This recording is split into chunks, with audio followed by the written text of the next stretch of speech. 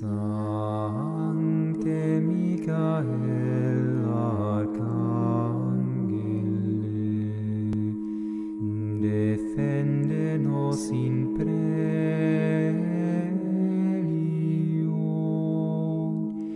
contra nequitia et insidias diaboli est oppressirium.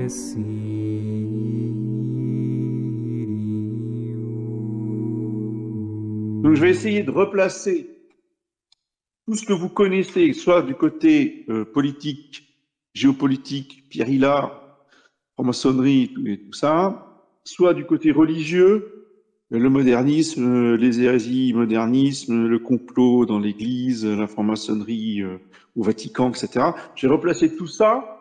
On va pas parler de ça de manière spécifique, mais on va replacer ça dans un contexte de fin des temps, dans le contexte de la lutte de la femme contre le dragon. Sœur Lucie nous a bien dit que le troisième secret que nous ne connaissons pas, le troisième secret de Fatima,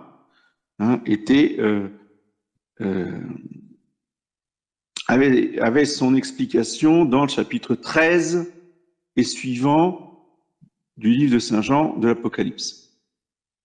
Donc les choses elles sont très claires, c'est la lutte entre le dragon et la femme.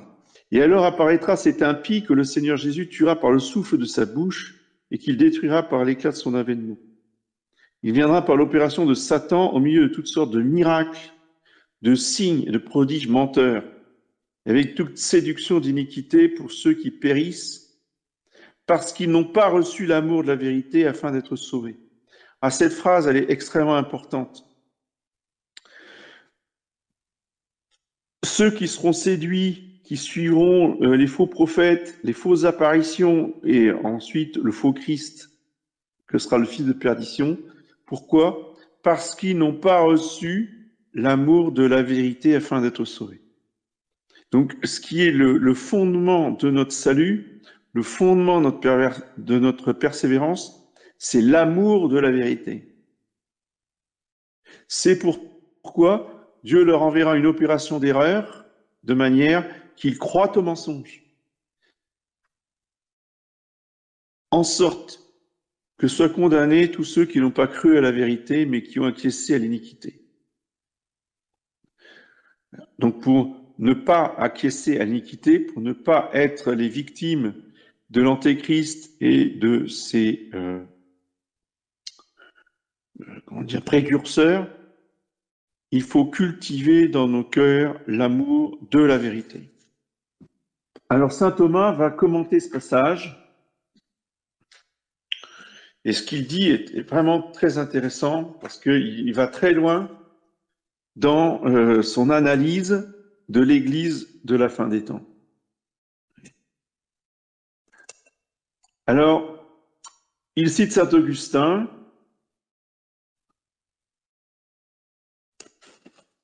qui pense que l'obstacle au règne de l'Antéchrist, c'est l'Empire romain. Mais il se trouve que l'Empire romain s'est écroulé et l'Antéchrist n'est pas venu.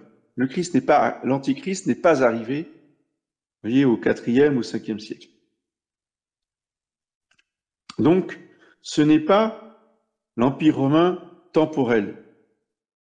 L'obstacle à la venue de l'Antéchrist, dit le pape Saint Léon, c'est l'Empire romain spirituel, c'est-à-dire l'Église catholique qui retient l'Antéchrist par la foi catholique, donc par l'infaillibilité pontificale, qui protège et qui défend la foi catholique de manière justement infaillible.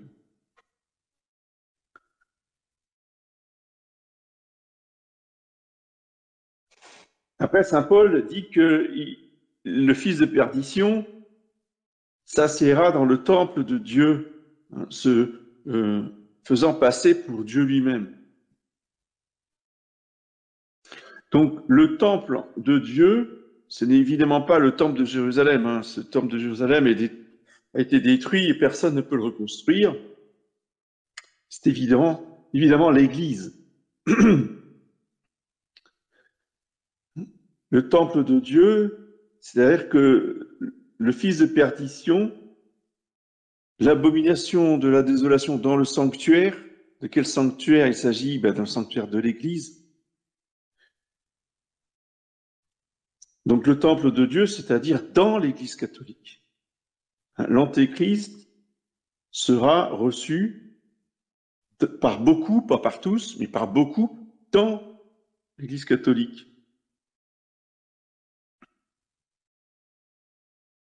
Et selon saint Augustin, il s'assiera dans le temple de Dieu, c'est-à-dire qu'il la gouvernera et la dominera.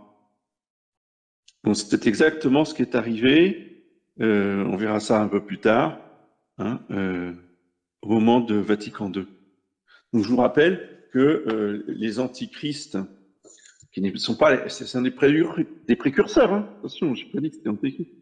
Et les faux papes de Vatican II, oui, se sont installés dans l'Église catholique. Pourquoi? Parce que la structure juridique qu'ils ont gouvernée, qu'ils ont dominée à l'époque, c'était l'Église catholique. Il ne faut jamais oublier ça. L'Église catholique, si vous voulez, a été remplacée par une autre Église, mais en 1983. Donc, entre 1962 et 1964, même l'arrivée de Montigny, Paul VI, hein, jusqu'à 1983, où Wojtyla va faire son nouveau code de droit canon, on est dans les structures juridiques et la constitution de l'ancienne Église catholique. Donc ça donne toute la force au texte de saint Thomas et de saint Augustin. Quand saint Augustin dit que l'Antéchrist la gouvernera et la dominera, c'est bien ce que ça veut dire. Dans l'intervalle des 1000 ans, là c'est saint Augustin qui parle, où le diable est lié, les saints règnent aussi avec le Christ. À comprendre, elle aussi, sans aucun doute, de la même manière, à savoir de ce temps actuel, de son premier avènement. Le diable est montré projeté dans l'abîme lié, parce qu'il est enfermé dans les cœurs des dépravés et diminué par une disposition divine, en sorte de ne point pouvoir nuire autant qu'il le voudrait si la bride lui était lâchée, afin qu'il puisse servir de façon occulte par l'intermédiaire des dépravés, mais ne puisse point éclater en de violents emportements d'orgueil. Cependant, il est aussi indiqué en ce passage comment il doit être délié à la fin du monde. Après la consommation des 1000 années, Satan sera délié de sa prison et il sortira et il séduira les nations. Et c'est là le temps de l'apostasie.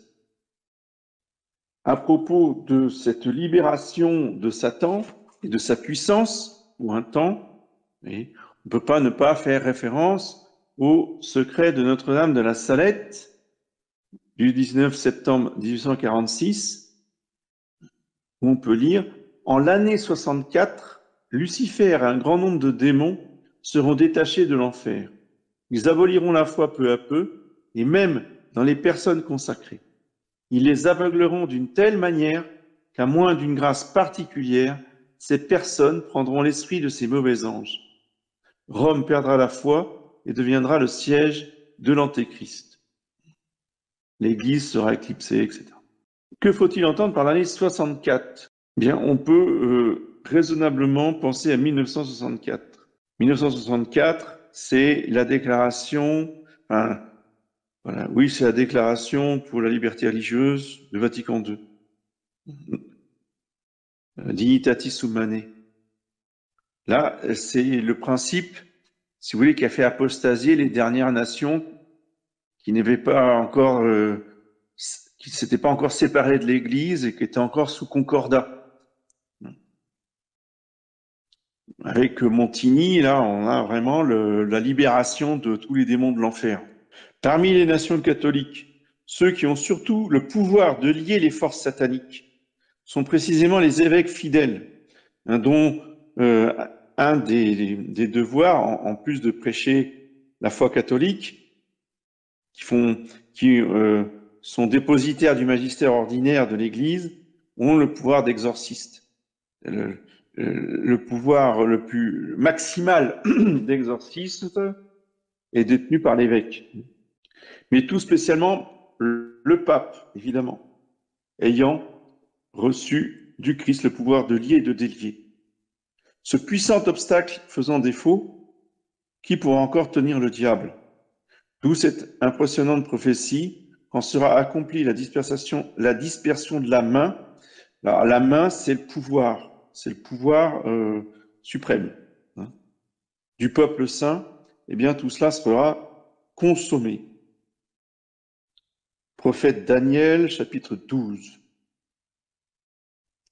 À cette dispersion du pouvoir se rattache aussi la cessation quasi complète du saint sacrifice de la messe et par là de la perpétuation des effets du saint sacrifice de la croix, qui a été la cause principale de l'enchaînement de la puissance diabolique. Du reste, il n'est point difficile à n'importe quel observateur de voir la rapidité vertigineuse qu'ont pris les événements, tant sur le plan religieux que sur les plans politiques, social et moral, depuis Vatican II en 1962, et surtout l'abolition du saint-sacrifice de la messe en 69. Cette apostasie, si vous voulez, arrive progressivement et par étapes, par grandes étapes. 1517, la révolte de Luther, les protestantismes, hein, les fondations des églises protestantes qui arrachent des nations entières à l'église catholique. Donc on pense à l'Allemagne évidemment, mais aussi à la Suisse et à l'Angleterre. 1717, fondation de la franc-maçonnerie à Londres. La franc-maçonnerie va continuer ce travail au niveau international, hein, de l'apostasie des nations. Donc 1517, 1717 et enfin 1917, la révolution bolchevique, qui va être encore plus violente, encore plus radicale, encore plus athée. Parce que bon, Luther, il se disait encore chrétien. La franc-maçonnerie avait des branches chrétiennes, hein, déistes et chrétiennes. Mais ça.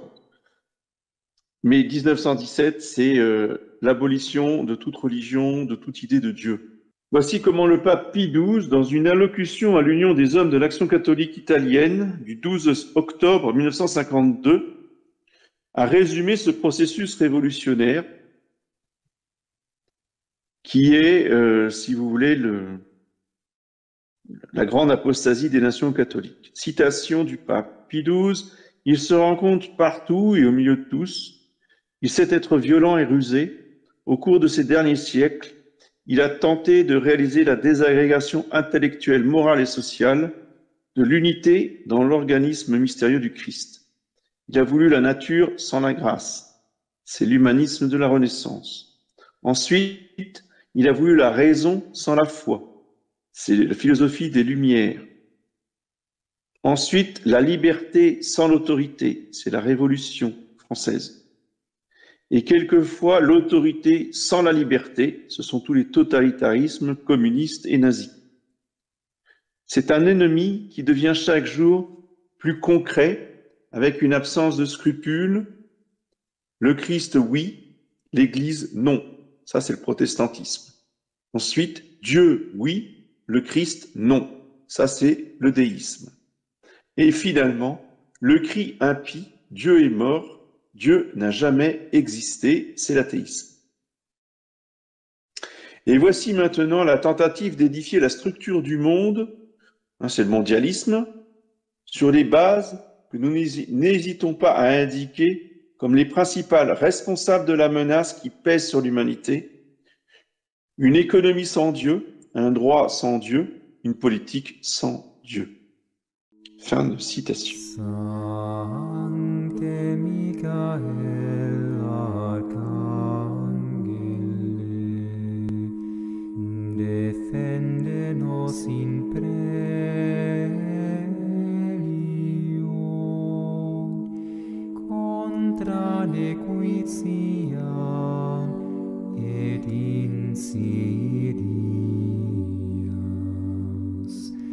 diaboli est oppressirium.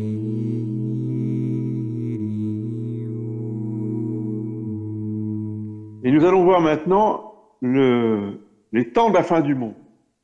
Est-ce que nous avons dans l'Écriture sainte, dans la tradition, dans les pères de l'Église, des indications sur la période?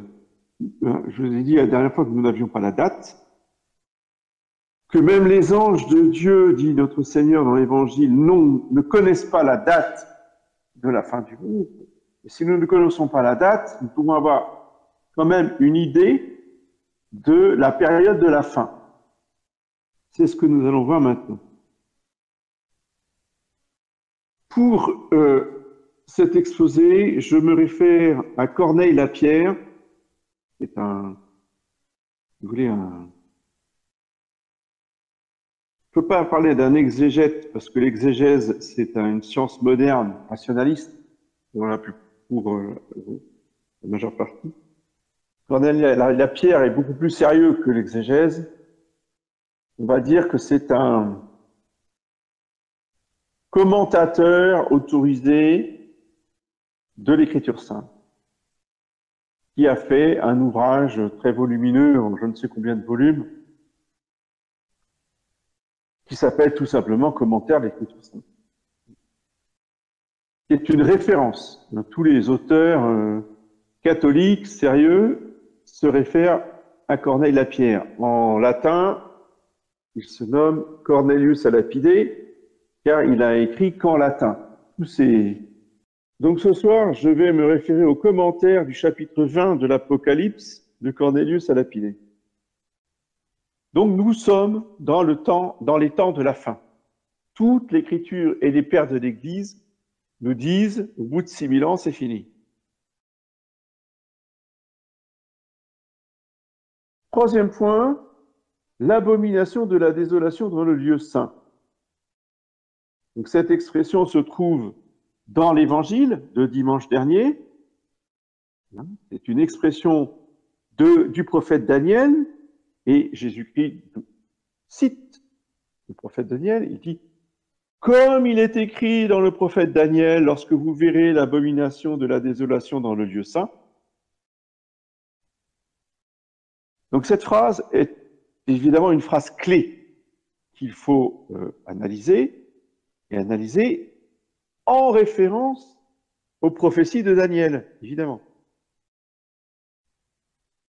Donc déjà, premier point, nous dit Cornelius, c'est qu'il y a un lien profond entre cette abomination et la cessation du sacrifice perpétuel. Les deux sont intimement liés, les deux sont inséparables. Pourquoi? Parce que à chaque fois que le prophète Daniel parle de l'un, il parle de l'autre.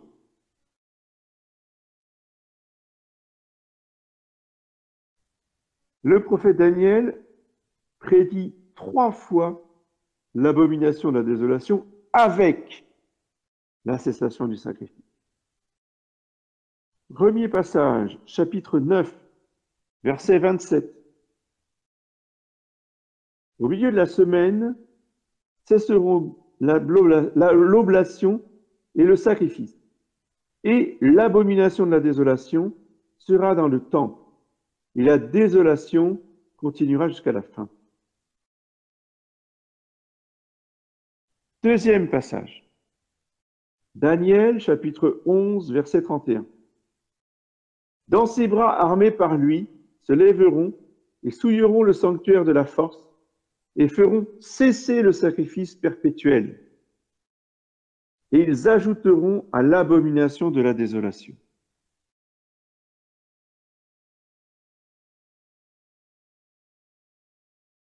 Troisième passage. Daniel, chapitre 12, verset 11.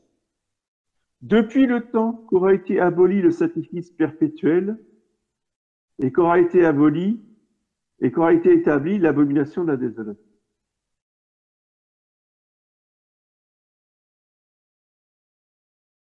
Vous voyez que l'abomination de la désolation est toujours liée à la cessation ou à l'abolition du sacrifice perpétuel. Donc là, je quitte les références à Cornelius à Lapidé pour soumettre à votre méditation le fait de la cessation du sacrifice perpétuel.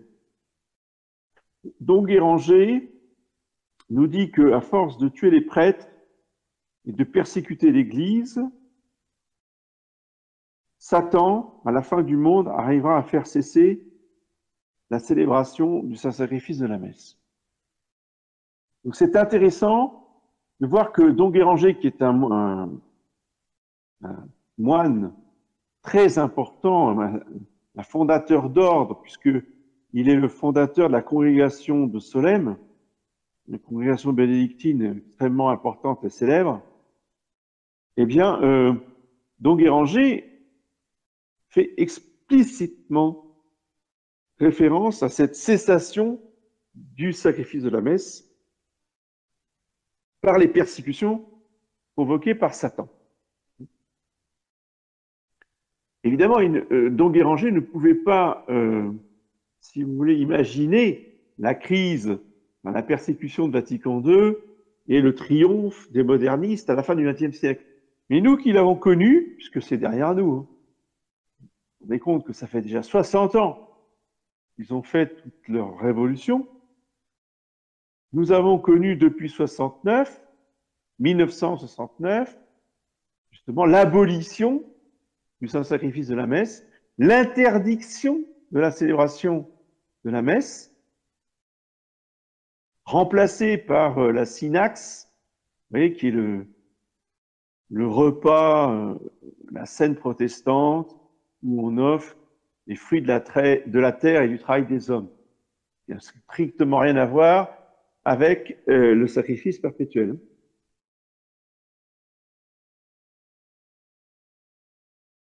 Donc il y a cette affaire de la nouvelle messe où on change le rite pour le rendre invalide. Je me permets de réaffirmer ici l'invalidité du nouveau rite de la messe, contrairement à ce que prétend Monsieur l'abbé Rioux dans son dernier bouquin, qui est un véritable torchon dont la place est la poubelle, pas autre chose. Parce que ceinture et bretelles,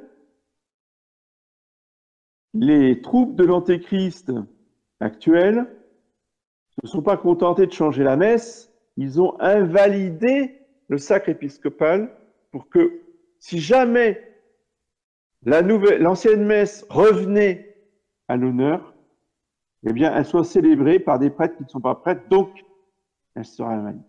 C'est exactement ce qui se passe aujourd'hui.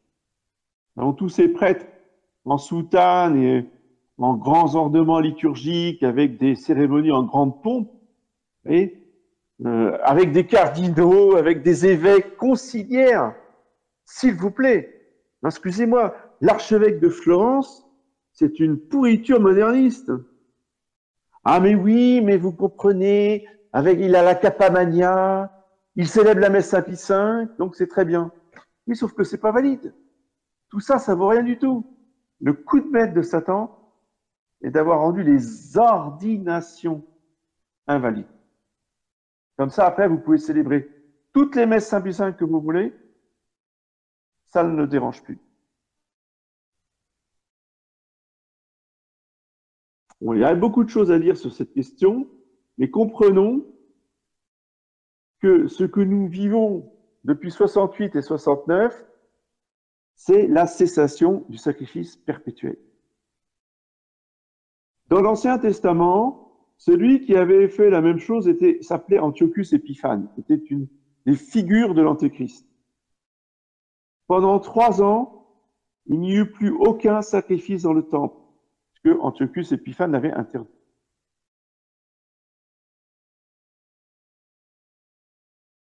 Donc, avec cette cessation du sacrifice et de l'oblation, nous avons la présence de l'abomination de la désolation dans le lieu saint. Alors, de quoi s'agit-il? Qu'est-ce que c'est que l'abomination de la désolation? Pour tous les pères de l'Église, c'est d'abord les cultes païens. Les cultes païens dans le sanctuaire. Les cultes païens, écoutez bien, célébrés par les prêtres de la tribu de Lévi, par les vrais prêtres de Jéhovah, dans le temple de Dieu. C'est ce qui a provoqué la destruction du temple de Jérusalem. La célébration de rites païens dans le temple. C'est exactement ce que nous avons vécu dans le Nouveau Testament pour la première fois depuis 2000 ans, parce que ça ne s'était jamais passé auparavant, des cultes païens dans le lieu saint.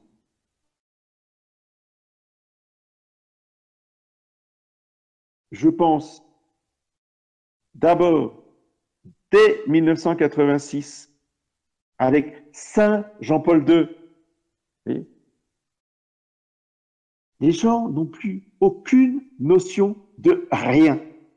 Saint Jean-Paul II, qui met un Bouddha sur l'autel, sur le tabernacle de la basilique Saint-François à Assise.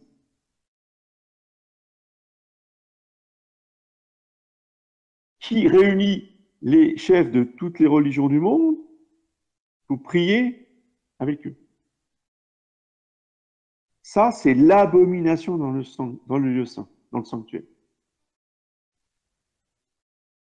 Et depuis, ça n'a pas cessé. Et Ratzinger, y compris, le Saint Benoît XVI, le pape de la tradition, qui a, lui aussi, approuvé tous les rassemblements interreligieux, style Assise, qui ont lieu tous les ans dans le monde, et dont on ne parlait plus. Il ne faisait plus la une des journaux parce que ça devenait banal. Mais c'est pas pour ça que ça n'existait pas, et c'est pas pour ça que le Ratzinger ne couvrait pas tout ça de son autorité. Il n'était pas l'autorité de Saint-Pierre. Pour arriver à ce sommet de Bergoglio qui adore, j'ai bien dit, vous avez entendu, qui adore la déesse païenne Pachamama. Parce que lorsque l'on encense une statue d'une déesse, c'est un acte d'adoration, de vénération religieuse. L'encens a toujours été offert à la divinité. De dire, oui, mais d'accord, mais attendez, monsieur l'abbé, pendant les messes chantées, l'enfant de chœur vient nous encenser. Oui, bien sûr. Mais donc, nous ne sommes pas Dieu. Non, bien sûr. Mais Dieu est présent en vous. C'est pas monsieur et madame un tel qu'on encense. Qui encense-t-on quand on vous encense? Bien, on encense la Sainte Trinité qui est en vous. Donc c'est bien un acte d'adoration. Non pas de vous, mais de Dieu qui est en vous. Voilà. Donc l'encens que Bergoglio, Georges, de son prénom, a offert à la déesse Pachamama est un acte d'adoration. Je vous rappelle que des milliers et des milliers et des dizaines de milliers de chrétiens dans les premiers siècles sont morts, torturés et jetés au lion pour ne pas mettre d'encens devant une statue païenne. Donc, ce Georges Bergoglio est un apostate public. Mais déjà, Saint Jean-Paul II avait adoré la déesse Shiva en public dans un stade de je ne sais plus quelle grande ville d'Inde, où il s'était fait imposer le tilak hindou, qui était de la bouse de vache sacrée. Il ne faut pas avoir honte de rien, de se mettre de la bouse de vache sur le front pour être initié au culte de la déesse Shiva. Saint Jean-Paul II a participé à un rite de sorcier vaudou en Afrique.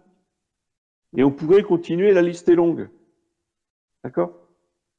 Donc là, on a véritablement l'abomination de la désolation dans le lieu saint. Petite nuance très intéressante de Saint Jérôme, quand il commente l'évangile donc de dimanche, et son texte est cité dans le 3e nocturne des matines de premier dimanche de l'Avent. Très, très intéressant. Que dit Saint Jérôme?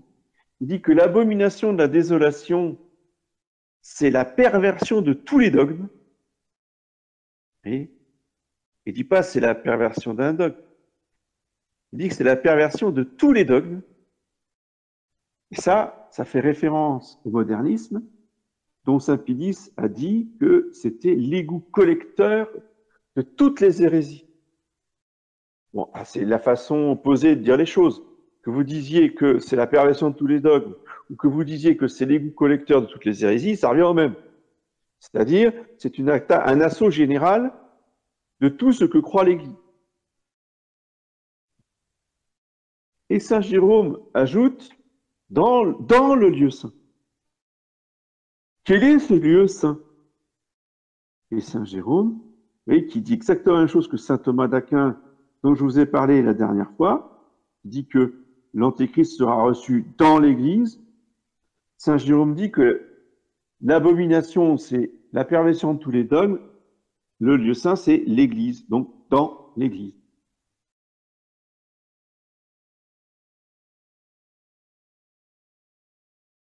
Saint Vincent Ferrier rappelle qu'une idole, c'est un faux Dieu. Mais qu'un faux pape est aussi une idole. Saint Vincent Ferrier, Traité du schisme moderne, partie 1, chapitre 3. En prêtant obéissance à quelqu'un qui n'est pas pape et en lui attribuant les honneurs papaux, on transgresse le premier commandement de Dieu qui nous interdit d'adorer quiconque en dehors de lui. Or, qu'est-ce qu'un faux pape? Sinon, un dieu étranger en ce monde, une idole, une image ou représentation fictive du Christ.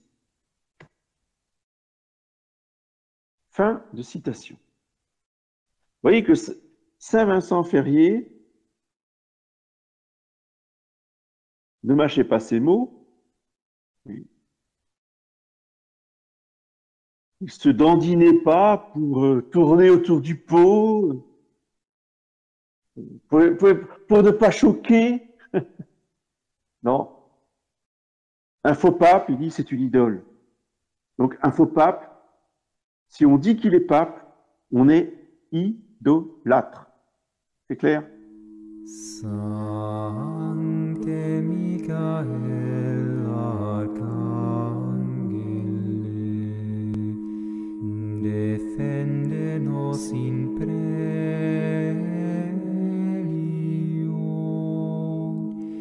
contra nequitiam et insidias diaboli est oppressirium.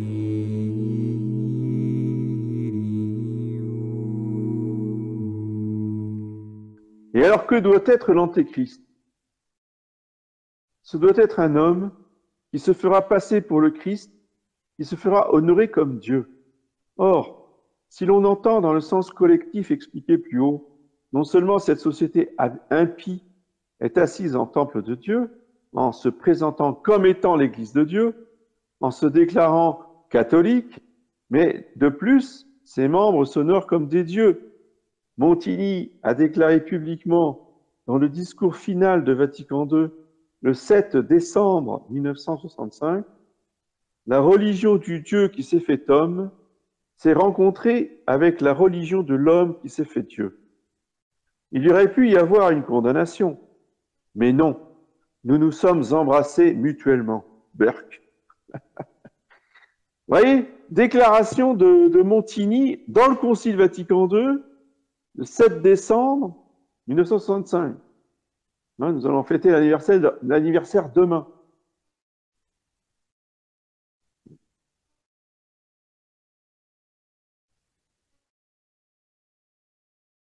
Qu'est-ce qu'il est arrivé de ce bisou adultère?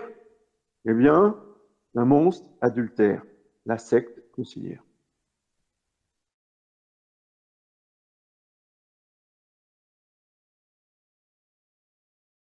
Quelles sont les autres caractéristiques de l'Antéchrist? Il doit régner sur le monde entier par l'aide des Juifs. Or, ne sommes-nous point au mondialisme sous la puissance des Juifs? Est-ce que cela aussi n'est pas déjà réalisé? Il ne reste que presque plus rien à passer pour que tout soit bientôt réalisé. Ça ne veut pas dire que ça sera demain. Hein. Il suffit qu'apparaisse une sorte de dictateur, d'abord sous un jour aimable et séducteur, et puis, une fois qu'il aura obtenu le pouvoir mondial, il se révélera comme étant dur comme le fer. Et une fois qu'il aura obtenu le pouvoir mondial, cela ne durera que 3 ans et demi. 1 temps, 2 temps et la moitié d'un temps. 42 mois, soit 1290 jours, nous dit le prophète Daniel. Donc le prophète Daniel, chapitre 7, verset 25, et celui dont on a parlé tout à l'heure, on a cité tout à l'heure, chapitre 12, verset 11. Apocalypse, chapitre 13, verset 5. Je reprends. Le nom d'Antéchrist signifie un personnage contraire au Christ, non d'une façon indéfinie, mais de sorte qu'il lutte avec le Christ sous le rapport de l'influence et de la dignité. C'est-à-dire qu'il est le rival du Christ, ou qu'il veut se faire passer pour le Christ après avoir rejeté le Christ véritable. Donc cet antichrist, soit c'est un être collectif, soit c'est un être personnel. On va voir que c'est les deux, non pas à la fois, mais les deux sont des antichrists. Alors d'abord, l'antichrist collectif. L'apôtre Saint Jean, dans ses épîtres, écrit: Vous avez entendu que l'antéchrist doit venir. Or, dès maintenant, nombreux sont les antéchrists. J'estime quant à moi que tous les hérésiarques sont des antéchrists, qui enseignent au nom du Christ des choses qui sont opposées au Christ. Nous dit saint Jérôme dans son commentaire de saint Matthieu, chapitre 24. Tous ceux qui nous séduisent par une interprétation dépravée sont des antéchrists, comme Arius et Sabellius. Là, c'est saint Ambroise qui écrit cela dans le commentaire de l'Évangile selon saint Luc, chapitre 21. Saint Augustin, dans la Cité de Dieu, livre 20, chapitre 19, mentionne également cette interprétation qu'il approuve, tout en enseignant principalement celle concernant la personne particulière de l'Antéchrist du temps de la fin du monde. Le jour du jugement, ce que saint Paul appelle le jour du Seigneur, ne doit pas se produire avant l'arrivée de celui qu'il nomme le rebelle au Seigneur Dieu, c'est-à-dire l'Antéchrist. Car si on peut le dire à juste titre de tous les impies, combien plus de celui-là? Mais en quel temple de Dieu doit-il s'asseoir? Cela est incertain. Sera-ce sur les ruines de ce temple que bâtit le roi Salomon, ou bien sera-ce dans l'Église? L'apôtre saint Paul n'appellerait pas le temple d'une idole ou d'un démon le temple de Dieu. C'est pourquoi en ce passage, plusieurs veulent voir dans l'Antéchrist non pas le chef lui-même, mais son corps, pour ainsi dire, tout entier, c'est-à-dire la multitude des hommes qui lui appartiennent conjointement avec leur chef.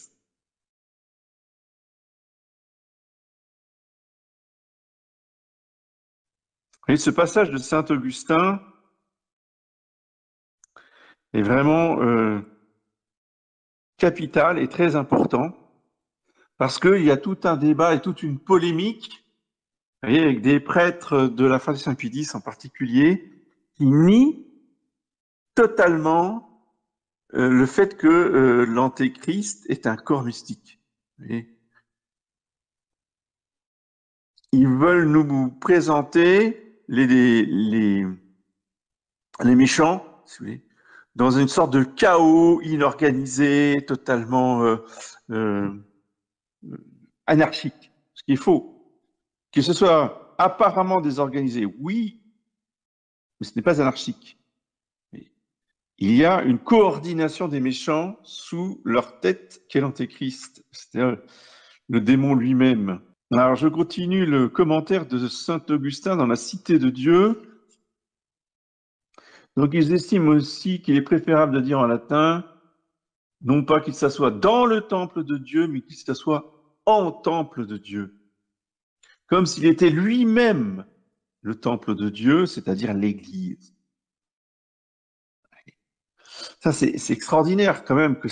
Et les pères comme saint Augustin et comme saint Thomas, dont je vous avais lu dans la première exposé, le commentaire de la deuxième épître aux Thessaloniciens, il avait dit que l'Antéchrist sera reçu dans l'Église. Saint Augustin dit exactement la même chose.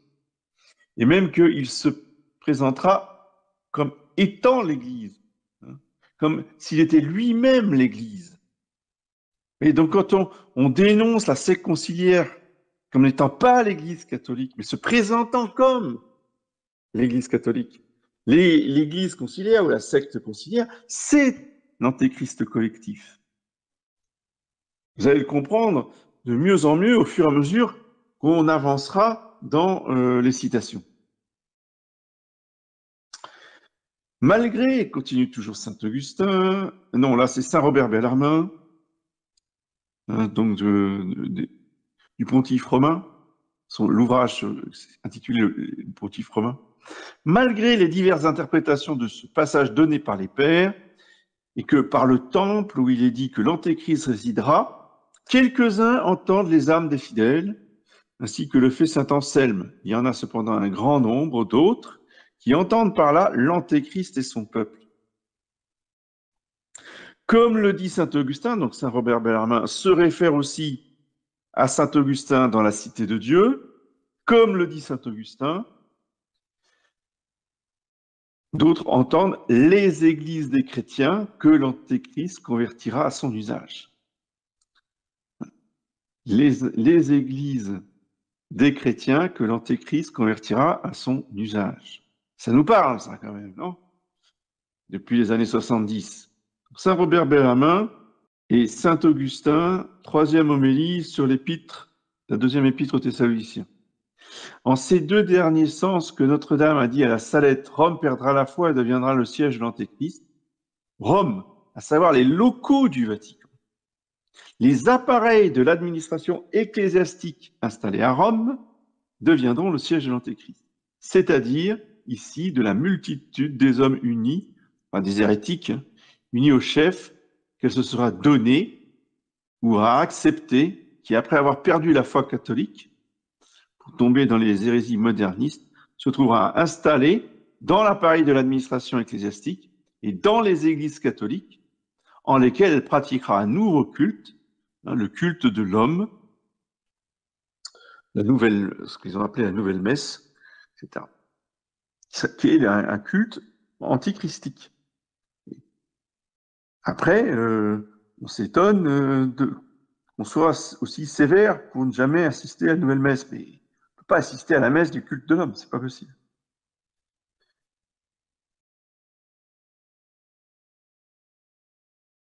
Saint Jean Chrysostome enseigne de même dans sa 3e homélie sur l'Épître aux Thessaloniciens. Il siégera dans le temple de Dieu, non pas dans le temple de Jérusalem, mais dans le temple de l'Église. Et donc il y a quand même des grandes autorités, des sommités parmi les pères de l'Église, Saint Jean Chrysostome, Saint Augustin, Saint Thomas d'Aquin, qui n'est pas un père, mais un auteur commun, qui nous disent que l'Antéchrist siégera dans l'Église.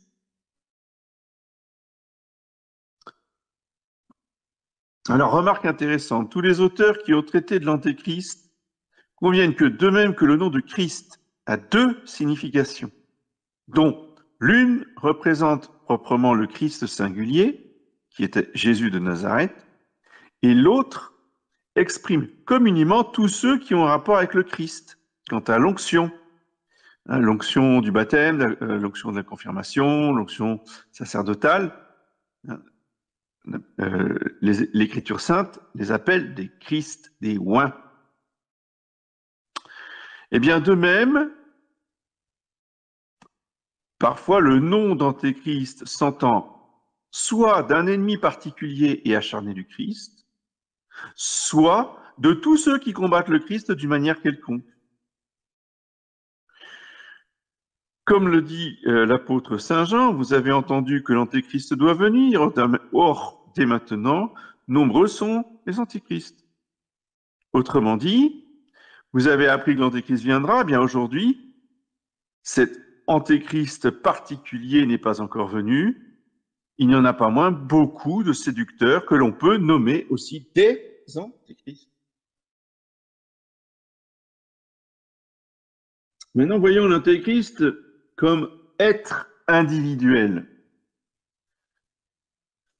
Là aussi, il y a beaucoup de citations de pères de l'Église qui nous montrent que l'Antéchrist sera aussi un être individuel. Et il se réfère à cette phrase lumineuse de notre Seigneur Jésus-Christ dans l'Évangile de Saint Jean, qui dit aux Juifs, « Moi, je suis venu au nom de mon Père, et vous ne m'avez pas reçu. Un autre viendra en son propre nom, et vous le recevrez. » Saint Jean, chapitre 5. Un autre viendra en son propre nom, et vous le recevrez. Et, je dirais, de façon unanime, les pères de l'Église ont entendu par ce « un autre » l'Antéchrist.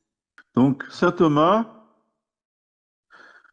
dans sa question 8, article 8 de la 3e partie, Tertia Pars, nous dit que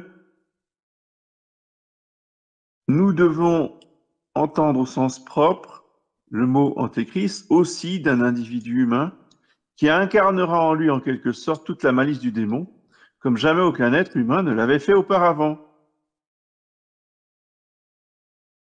Dans son opus 68 sur l'Antéchrist, saint Thomas d'Aquin suppose entendu cette notion individuelle de l'Antéchrist. Telle est l'interprétation et le consensus unanime de toute l'Église et de tous les pères que l'Antéchrist sera un être individuel. Donc en fait, il y a le corps mystique du Christ et il y a le Christ. Bien de même, il y aura l'Antéchrist individuel et il y a le corps de l'Antéchrist. C'est la même chose, c'est une réalité en miroir, tout simplement, et inversée. En miroir et inversé, toujours à l'envers de ce que fait Dieu. C'est l'imitateur, mais à l'envers. Alors cet Antéchrist va être précédé de figures. Exactement, Satan est le singe de Dieu, donc exactement comme le Christ a été annoncé par des figures, c'est-à-dire des êtres humains qui, par leur action, par leur enseignement, eh bien, ont annoncé les actions et les enseignements du Christ. Vous savez que Abraham, Isaac, Jacob ont été des figures de Jésus-Christ. Aussi l'agneau pascal, donc c'est pas forcément un être humain, ça peut être un animal, ça peut être une chose, ça peut être un événement, etc. Ce sont des figures de Jésus-Christ. Eh bien, l'Antéchrist, lui aussi, eh bien, va être précédé par des figures. Alors, de ce nombre des antéchrists sont tous les antipapes qui, loin d'aller jusqu'à se prétendre le Christ et Dieu, s'affirmèrent néanmoins faussement son vicaire sur la terre. Certes, dans le passé, à chaque antipape s'opposa le pape véritable, reconnu par tous les fidèles. Mais que dire s'il arrivait un jour qu'un ennemi de Dieu et de son Église réussisse à se faire passer faussement pour le pape sans qu'il y ait un pape en face de lui? L'antéchrist sera pire. Il se prétendra le Christ, puis Dieu même. Cependant, cette image d'un antipape cru pape par le grand nombre est bien à même de nous faire comprendre l'imposture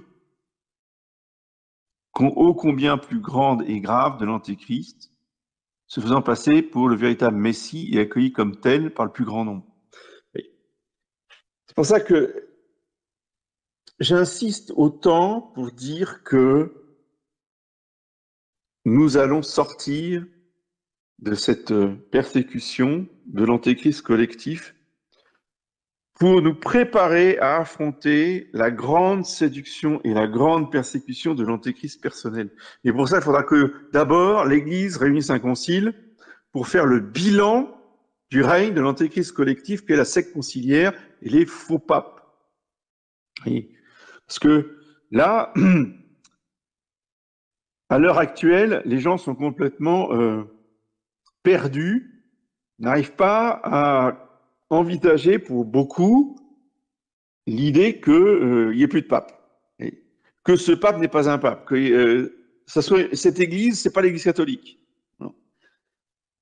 La plupart ne veulent pas admettre que la secte conciliaire et le nouveau code de droit canon de Jean-Paul II, ce n'est pas l'Église catholique. Et j'en profite ce soir pour l'affirmer encore et encore et encore. Cette Église n'est pas l'Église catholique, c'est une fausse Église. Ce pape n'est pas un pape, c'est un faux pape, c'est un antéchrist collectif.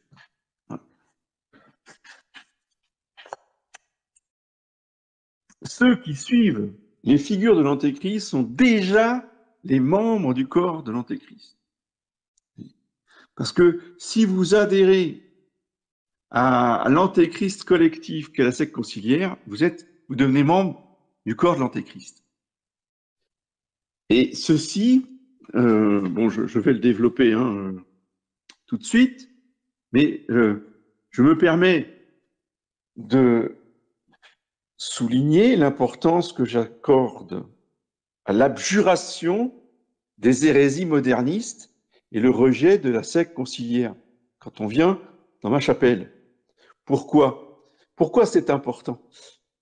Quand on a compris que quand on est dans l'Église, dans la secte conciliaire, on est dans l'antéchrist collectif, eh bien, il faut absolument couper tout lien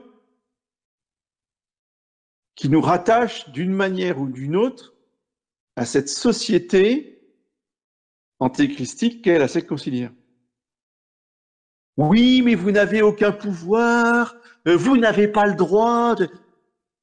Ça n'a rien à voir avec un pouvoir, ça n'a rien à voir avec du droit, ça n'a rien à voir avec une juridiction, c'est une question spirituelle pour le bien de la personne, afin que le Seigneur Jésus-Christ ne soit pas contrecarré par les chaînes de Satan, de l'antéchrist conciliaire, qui, d'une manière toute spirituelle, eh bien, enchaîne encore la personne, parce que la personne n'a pas voulu briser la chaîne qui l'a reliée à la secte conciliaire.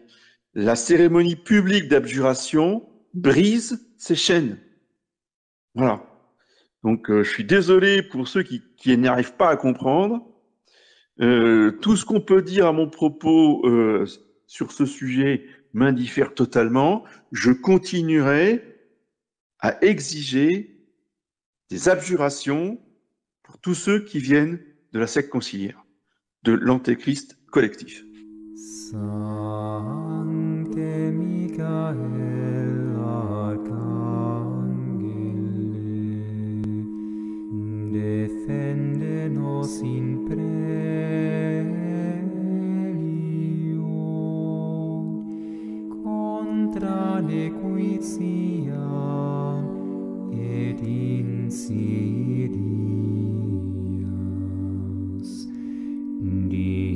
diaboli est oppressirium.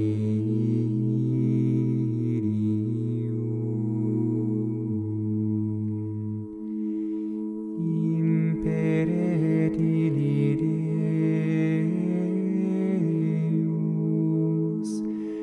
supplices te precamur,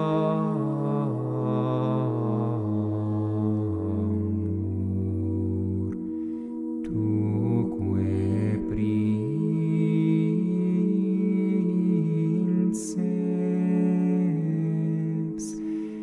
militiae celestis, Satana maliosque spiritus malignos,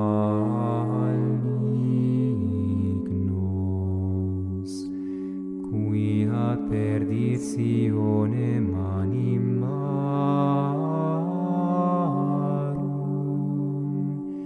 pervagantur